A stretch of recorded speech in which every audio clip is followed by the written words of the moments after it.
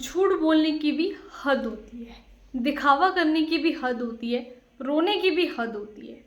अब इवन ये सारे के सारे sentences day to day life के अंदर बहुत यूजुअली बोले जाते हैं, लेकिन जब भी हम इनको इंग्लिश में ट्राई करते हैं वी ऑल्सो गेट कन्फ्यूज्ड कि कैसे इनको बनाया जाए।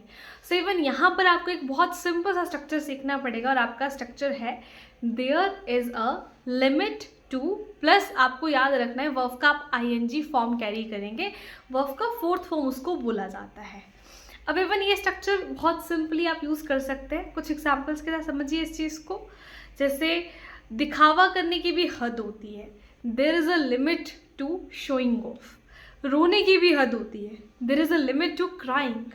पैसे खर्च करने की भी हद होती है, there is a limit to spending money. बिना रेस्ट किए काम करने की भी एक हद होती है, there is a limit to working without rest. So even यहाँ पर आप बहुत इजीली इस स्ट्रक्चर को यूज़ करते हुए सेंटेंसेस बना सकते हैं। मीनिंग बहुत इजी है कि इस चीज़ की कोई लिमिट होती है, कोई हद होती है। आई होप स्ट्रक्चर आप समझ गए हैं।